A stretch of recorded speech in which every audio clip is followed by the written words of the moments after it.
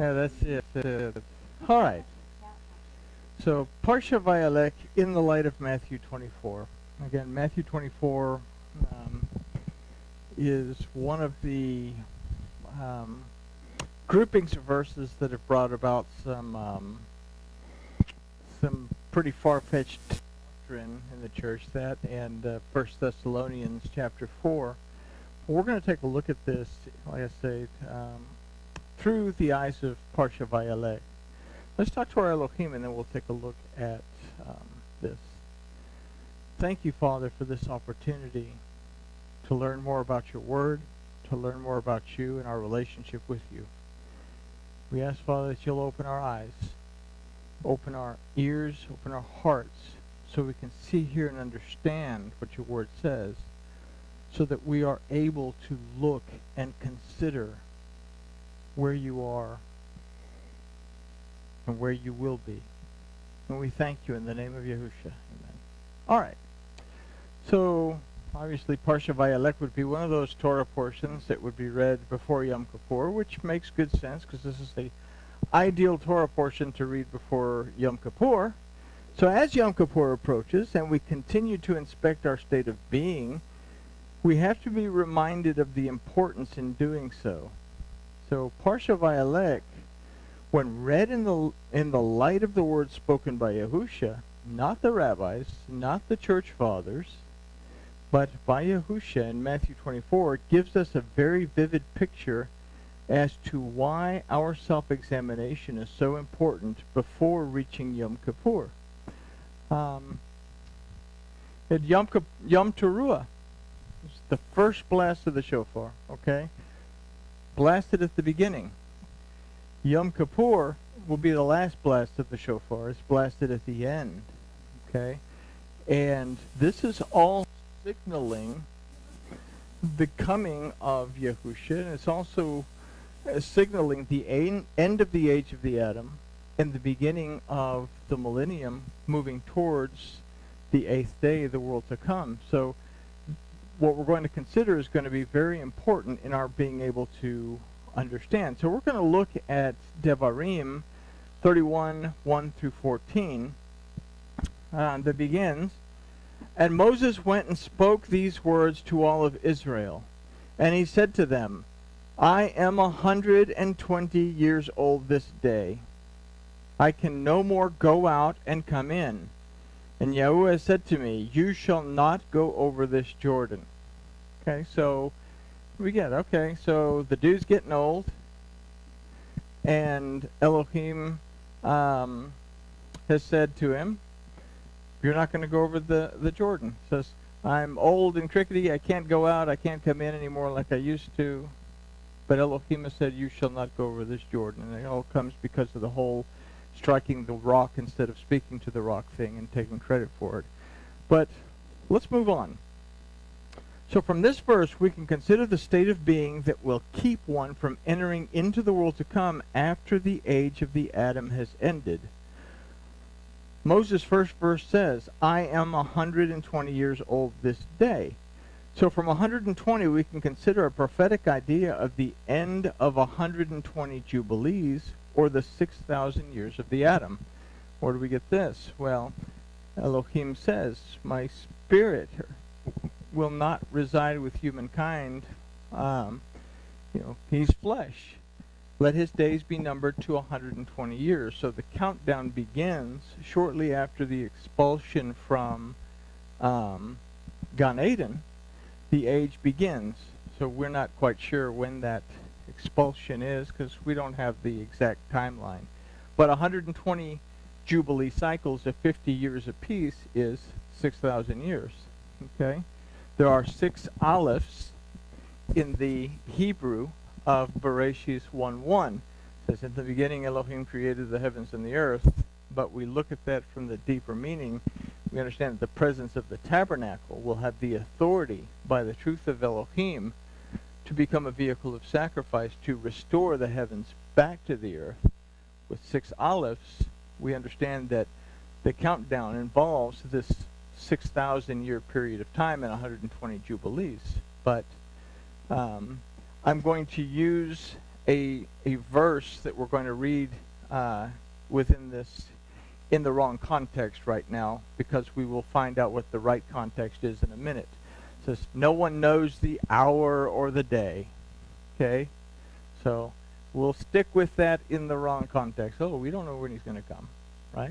Okay, so let's move on. So the state of being, or the truth in dedication, is found in the phrase, I can no more go out and come in. So here we have to consider that in order to enter into the world to come that begins with the day of Yahuwah, is to have a mindset and a conviction to where we no longer go back and forth in our conviction to Shema and to Shamar. I want to Shema, I want to perceive, discern, and understand what the Word says. I want to be Torah observant. I want to preserve it and observe it. Oh, look, a squirrel. And I go chasing the squirrel, right? Because that's what we are. We're human beings. Okay? Get to a point of that dedication where the squirrel doesn't matter anymore. All right? So, I lost my place. Oh, Shema, Shema, okay. The second requirement is found in the phrase, Yahuwah said to me, you shall not go over this Jordan. Wow, that's pretty rough. Moses did all this hard work, and now he can't go over it. So we consider that Moses never made teshuvah for transgressing the word of Yahuwah and striking the rock to get water and then taking credit for it. Elohim told Moses, speak to the rock, and I'll bring water out of it. Moses gets all huffy and puffy because everybody's complaining, and he says, I'll give you water, you vagabonds, and he smacks the rock twice. And then from that point through the end of Devarim, Moses never makes teshuvah for that act. Instead, he tries to bargain with Elohim to let him cross over, but he doesn't make teshuvah for the act. So we can consider that Moses never made teshuvah for transgressing the word of Yahuwah and striking the rock to get water and then taking credit for it. It is here that we have to ask ourselves, am I holding on to anything that I've not yet made teshuvah for? If it is this that kept Moses, the friend of Yahuwah, who spoke with him face to face, from crossing over the Jordan, we can consider that it is something that will leave us outside the gates as well. So we're coming to Yom Kippur. What are we supposed to do on Yom Kippur? Humble ourselves before Elohim and do a really thorough soul searching to find out, is there anything that I have not brought forth to my Elohim? Am I harboring anything within? Okay? So let's move on to verse 3. Yahuwah Elohecha. So now it gets personal. He will go over before you. He will destroy these nations from before you, and you shall dispossess them. And Joshua, he shall go over before you, as Yahuwah has spoken. Okay? So this verse gives us a picture of the separation of the wheat from the chaff. What moves into the millennium through the gate, Yahuwah Elohecha, he will go over before you. And what remains behind? He will destroy these nations from before you and shall dispossess them. So we have this word destroy, and we think, oh, he's going to just annihilate everything and he's going to tear it all up. But the word is yazmid, that aside from destroy also means to make desolate. Okay? Leave it in a state of emptiness. It will be Yahusha, as the Kohen Hagadol, the high priest, that will lead the remnant into the kingdom through the gate. And we consider this in the phrase in Joshua, he shall go over before you as Yahuwah has spoken. Now we have an interesting word used for spoken instead of le'emor that we usually see. Now we see this word dabir, or diber, that comes from the root daber, that aside from spoken, also means a word. It will be the Word who was and is Yahusha who will lead the remnant into the world to come. And we can consider this verse further from the word spoken by Yahusha in Matthew 24, 29 through 31. Now we're going to kind of break this up, and then we're going to read Matthew 24, verses 5 through 42, just to kind of refresh our memory as to what's going on there. It says, immediately after the tribulation, of those days shall the sun be darkened, and the moon shall not give her light, and the stars shall fall from heaven, and the powers of heaven shall be shaken. And then shall appear the sign. And this is an interesting word in Hebrew. We miss it in Greek. Then shall appear the oath, which is rooted in the word et, that means a sign, the aleph and the tav, the first and the last, the word of Elohim. So, and then shall appear a sign of the Son of Man in the heaven.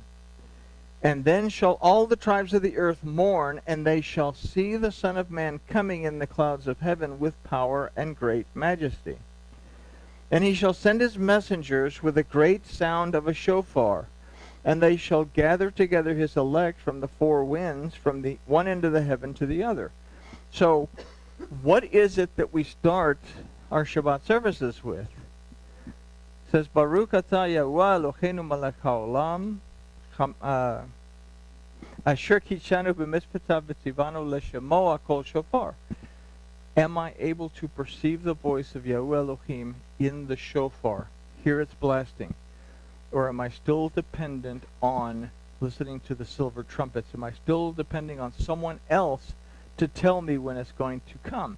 We have a whole lot of people selling a whole lot of books saying, this is when it's going to be. No, this is when it's going to be. No, you got the 3 blood moons and a half of a, moon pie and all this going on, and I'm going to, buy my book, and if it doesn't happen, well, at least I can still afford the house in the Hamptons. Okay? So, we have to be able to be connected to our Elohim in order to perceive his voice in the shofar when it blows at that last time. We'll perceive it here, Yom Teruah, when we make that choice to listen for his voice in the shofar. But if we can't hear it right away, we have these 10 days to seek truth, because the last blast of the shofar, we play it out here when the scroll is in the ark and the doors are closing, and that shofar is blasting as the door closes, to give you a picture that the shofar stops blowing when the door is closed. You're either outside of the ark or you're inside of the ark where the Torah is. Okay? That's the choice in the end. So let's move on. Verse 4 of Devarim says, And Yahuwah will do unto them as he did to Sihon and Og, the kings of the Amorites, and to their land, whom he destroyed. So we recall that these 2 kings refused to allow entry into the children of Israel, and even became hostile towards them. They lost their privilege to reside in the land, and the children of Israel were given possession of it. So it's a foreshadowing here of Armageddon and the judgment seat of Mashiach. Okay? You have an inheritance, but if you deny the restoration that comes from Yahuwah Elohim, if you deny Bana Yisrael, then you lose that privilege, and that opportunity is removed from you. And Yahusha speaks also of an attack that will come upon the remnant who seek passage into the land.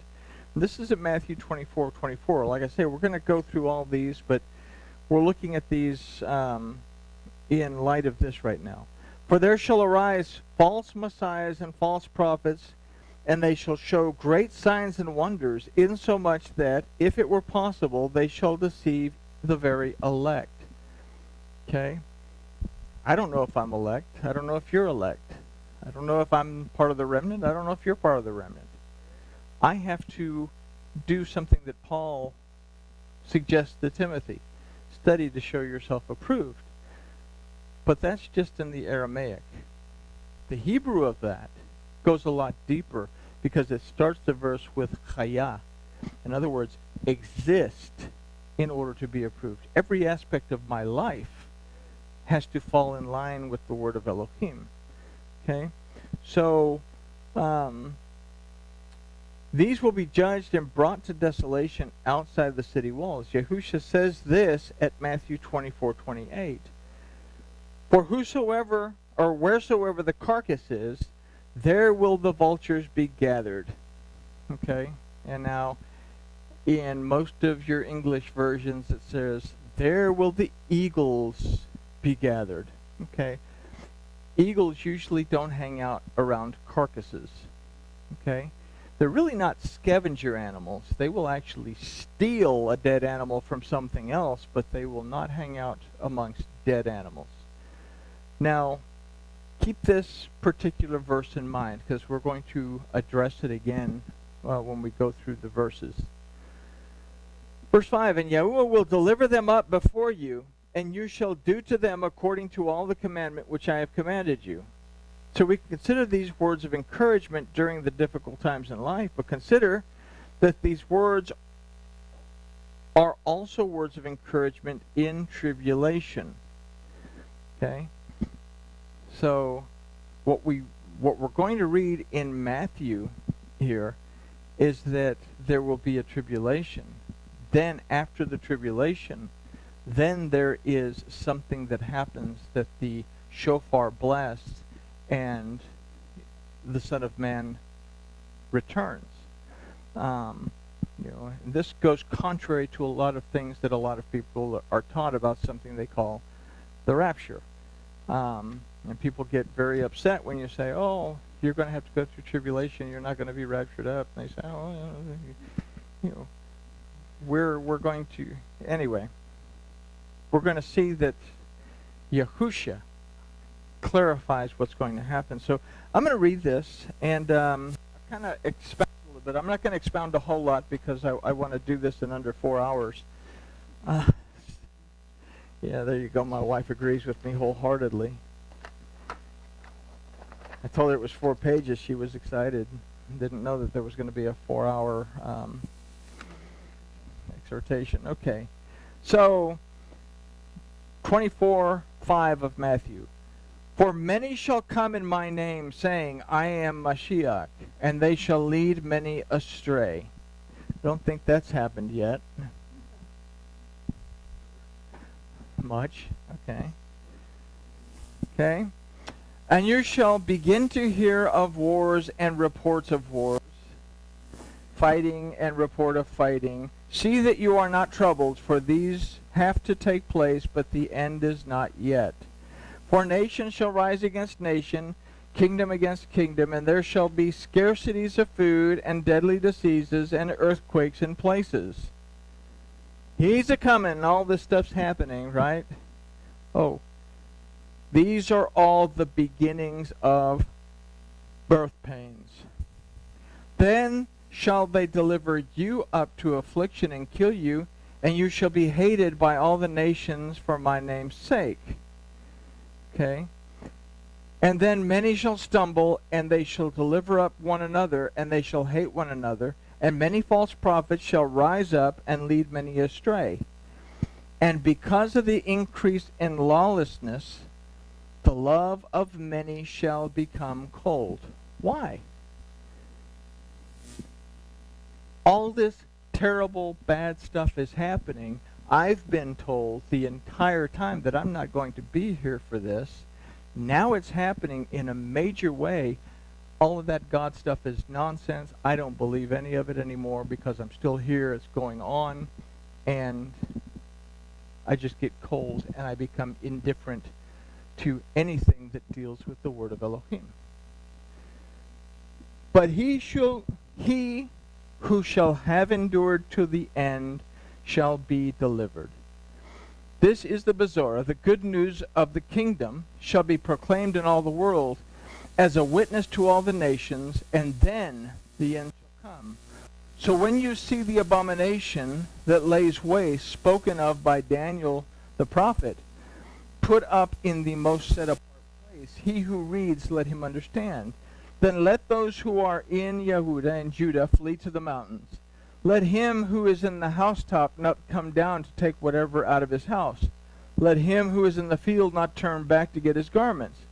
Woe to those who are pregnant and to those who are nursing children in those days. And pray that your flight does not take place in winter or on the Sabbath. For there shall be great distress, such as not been since the beginning of the world until this time, no, never shall be. And if those days were not shortened, no flesh would be saved. But for the sake of his chosen ones, those days shall be shortened. So here we have this great tribulation taking place. Guess who's still here? Okay? The elect is still here. The remnant is still here. Okay? And I'm not, this isn't supposed to be a prophecy thing. Don't get me wrong. I'm not one of those prophecy guys. I don't get into that kind of thing. But you should, to look at this and understand what's going on. Okay? If anyone then says to you, look, here is Mashiach, or there, do not believe. For false messiahs and false prophets shall arise, and they shall show great signs and wonders to lead astray, if possible, even the chosen ones, even the elect. See, I have forewarned you. So if they say to you, look, he is in the desert, do not go out. Or look, he is in the inner rooms, do not believe. For as lightning comes from the east and shines to the west, so shall also be the coming of the Son of Adam. For wherever the dead body is, there the vultures shall be gathered together. Okay? Remember that one, because we're going to look at that one in a couple of minutes. And immediately after the distress of those days, the sun shall be darkened, the moon shall not give its light, and the stars shall fall from the heavens, and the powers of the heavens shall be shaken. And then the sign of the Son of Adam shall appear in the heavens, and then all the tribes shall mourn, and they shall see the Son of Adam coming on the clouds of the heavens with and much esteem. And he shall send his messengers with a great sound of a shofar, and they shall gather together his chosen ones from the four winds, from the end of the Shamayim to the other. So this is kind of after all this mess is taken place. Something called Armageddon that we would read about in Revelation is taking place. The judgment seat of Mashiach is also taking place. And now the elect is gathered. Those that belong inside the gates where the tree of life is are moved there. Those who remain outside the gates where the dogs and the murderers and those who love and make a lie remain where they're at. Okay? So, and learn this parable from the fig tree. When its branches already become tender, it puts forth leaves. You know that summer is near. So you also, when you see all these, know that he is near at the doors. Okay? We should know when he is near. But what about that verse? No one knows the hour of the day. We'll look at that one in just a second. Truly I say to you, this generation will by no means pass away until all this takes place. What generation is he talking about? Well, they're all dead. He's talking about the end of the age of the Adam. Okay? The heavens and the earth shall pass away, but my words shall by no means pass away. But concerning that day and that hour, no one knows, not even the messengers of the Shamayim, but my Father only. Oh, so nobody knows the hour and the day, right? Okay. So we have this word for hour. Okay. And let me see. I'm getting ahead of myself. We'll move down to that one in just a second. We'll look at that. And as the days of Noah, so shall be the coming of the Son of Adam, the Son of Man. For as they were in the days before the flood, eating and drinking, marrying and giving in marriage, until the day that Noah entered into the ark. Did they know? Yeah, Noah had told them. Noah had spent 100 years. Talmud says 120 years. Take your choice. He spent a whole lot of time telling them. Okay? And they didn't know until the flood. And the day Noah entered into the ark, and they did not know until the flood came and took them all away, so also shall the coming of the Son of Adam be. Did they know? It says they didn't know until the flood came. But they did know because Noah had told them. You can say that we know because the Torah has told us as well. Okay? But we'll get to that in just a second. Now here's the one that everybody uses for that great doctrine. Then 2 shall be in the field, 1 shall be taken, and 1 shall be left. 2 shall be grinding at the mill, 1 is taken and 1 is left. Oh, it's such a wonderful thing. The one is going to be raptured up, and the other one's going to have to stay behind. And then there'll be music. So let's consider the word here. The word is azeb. Okay? It doesn't mean to be taken. One will be torn away to destruction. Where's he going to be torn away to destruction to?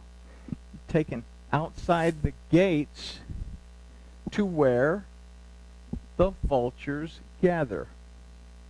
The one that remains is the one that remains faithful to the end. He who endures to the end shall be delivered. Okay? If we're going to take a verse, we need to understand all of it. Okay? Watch therefore, for you do not know what hour your master is coming. Is that true? It says up here, we don't know the hour of the day. Here it doesn't know the hour that the master is coming. Both of them use the word sha'ah. That means to look or to consider. No one knows to look and to consider what the hour is. No one knows to look or to consider what the day is.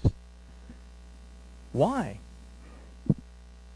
Because we're no longer responsible for all that Old Testament stuff. We don't have to celebrate the feasts and the festivals. We can replace those with the ones we got. We don't know the hour of the day. Yeah, we do. Because we consider that there's a shofar blast at Yom Teruah that says, are you going to listen to my voice? Are you going to be perceptive to my voice? To where you're able to hear it, and the last blast when the door is closing. Am I in a relationship with my Elohim where I am able to hear that voice so that I am the one who endures to the end, and I'm not one of the ones who is torn away, placed outside the gates? Okay? And, oh, well, there we go. That was 42. So, we see a little bit different perspective. But we wouldn't understand this perspective without the Torah and our understanding of the feasts and the festivals. So, now that we've read that big old long thing, we go to verse 6 that says, be strong and of good courage. Fear not, nor be afraid of them, for Yahuwah Elohecha, He it is that goes with you, and He will not fail you nor forsake you. Okay? Who is it that will not fail you or forsake you? Well, Yahuwah Elohecha. Elohecha, again, is that intimate term, that one-on-one term. I have an intimate relationship with my Elohim. I know that He will not fail me and forsake me because I am developing this intimacy in that relationship. And Moses called to Joshua and said to him, in the sight of all of Israel, be strong and of good courage, for you shall go with this people into the land which Yahuwah has sworn to their fathers to give them, and you shall cause them to inherit it. Did anyone do anything to fix the separation between Elohim and the Adam? We didn't do anything. Yahuwah caused it to be done by the sending of Yahusha. Okay? And because of Yahusha, we now have the opportunity to inherit the land that He's giving us. And Yahuwah, He it is that does go before you. He will be with you. He will not fail you, neither forsake you. Fear not, neither be dismayed. So we've considered that the remnant will be led into the world to come by the Kohen Hagadol, Yahusha, but it will be the king, Yahuwah, who overthrows the nations. And it is Yahuwah who will separate the sheep from the goats. Those who Shema and Shemar, the Torah, those who are able to perceive, discern, and understand it, obey it, and apply it, and be content in it, and Shamar. treasure it, guard it, preserve it, and observe what it says. Okay? The difference between those who do and those who do not. And Moses wrote this Torah and delivered it to the priests, the